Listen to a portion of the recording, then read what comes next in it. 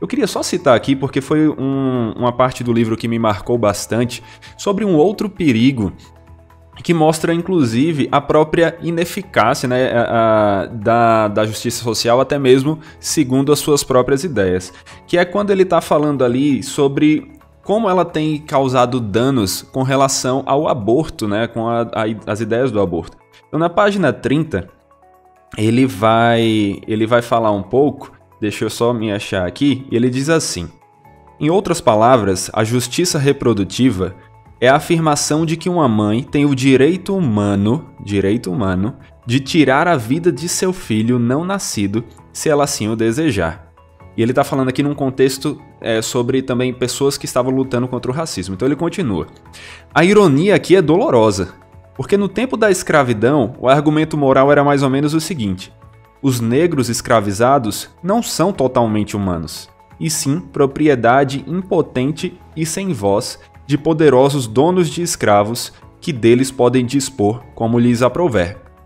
Então, pessoas que hoje estão defendendo o aborto, elas reconheciam que alguns argumentavam assim, mas olha só, aí ele fala assim: chama-se a isso de justiça de propriedade, se quiser. O argumento moral favorável ao aborto é idêntico. Na justiça reprodutiva, o nascituro não é completamente humano. Antes, ele é a propriedade impotente e sem voz da mãe. De acordo com as mulheres de origem africana, pela justiça reprodutiva, as mulheres têm o direito de exercer sua autonomia física pessoal ao dispor de seus nascituros como lhes aprouver. Numa ironia terrível, esse argumento moral fez com que o aborto se tornasse a principal causa de morte de vidas negras nos Estados Unidos atualmente. Olha só, como essa doutrina da justiça social ela é perigosa, né? E como é que nós podemos chamar isso aqui de justiça sequer, né? A pergunta que o autor faz no final desse parágrafo. É interessante, só continuar o parágrafo de onde você parou, né? Todos os anos, mais de 250 mil nasciturnos negros morrem em abortos. Na cidade de Nova York, o número de bebês negros abortados é maior do que o de bebês nascidos com vida. Isso é justiça. Olha isso.